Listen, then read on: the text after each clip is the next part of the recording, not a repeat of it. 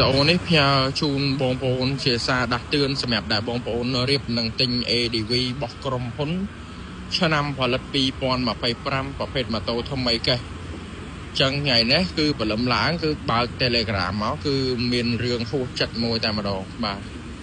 ខ្ញុំគាត់សួរអំពី ADV 25ថ្មីកេះពណ៌ស៊ីម៉ង់របស់ក្រុមហ៊ុនប៉ុន្តែដោយសារតែខ្ញុំអស់ស្តុកខ្ញុំមានតែរបស់ជប៉ុនក្រដាស់ពុន023ហើយគាត់ក៏ទៅទិញនៅហាងគេមួយអញ្ចឹងទៅបាទដល់ពេលទៅទិញហើយបងប្អូនដែលចូលចិត្តមើលអាតែមកតុយអាតែម GB អីប៉ុណ្ណឹងណាបាទចូលចិត្តមើលតែម GB មើលតែមអីយើងអត់សូវចេះមើលយើងមើលតែតែមឲ្យតែ GB គេដឹងតែស៊ីនហើយ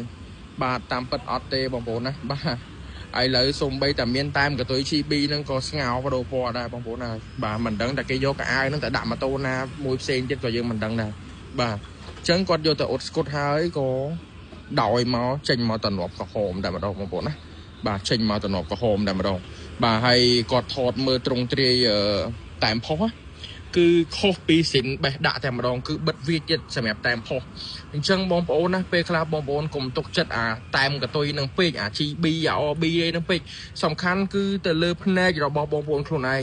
បាទខ្ញុំចែកម្លែកបទពិសោធន៍សម្រាប់បងប្អូនដែលចង់ទិញ ADV 160ហើយកុំឲ្យប៉ះម៉ូតូស្ងោគឺយើងរៀនមើលបងប្អូនយើងរៀនមើលដល់ខ្លួនឯងទី1គឺយើងមើលក្បាលខ្ចៅបងប្អូនណាមើលក្បាលខ្ចៅមើលសាច់ទឹកថ្នាំបាទហើយមួយទៀតគឺតែមផុសនឹងតែម្ដងហើយអ្វីដែលសំខាន់នោះគឺបងប្អូនត្រូវមើលត្រង់ចំណុចក្រោមកែបបាទធុងកែបគឺមានឡេវបែបនេះបងប្អូនណាបាទបងប្អូនអាចបណ្ឌិតមើលស្នាមឡេវឬមួយក៏បងប្អូនមើល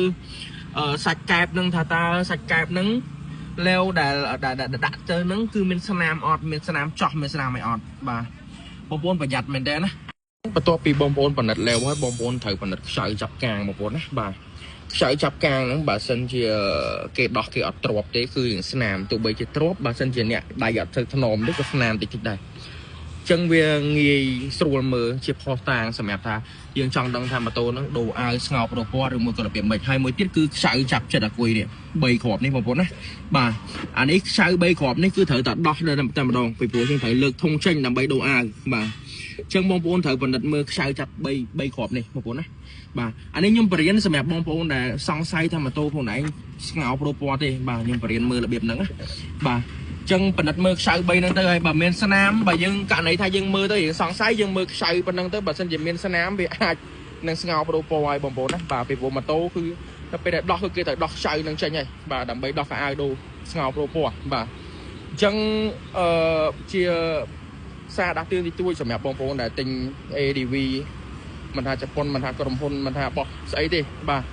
យើងត្រូវរៀនបណ្ឌិតមើលដល់ខ្លួនឯងយើងកុំអាងអីអាងតែមកតុយអាងអីអាងតែមកតុយបាទអាងអីអាង GB អីចឹងណាថ្ងៃក្រោយទៅគឺបងប្អូននឹងស្ដាយក្រោយនៅពេលដែលបងប្អូនមិនបណ្ឌិតមើលទឹកថ្នាំដោយខ្លួនឯងបាទអរគុណ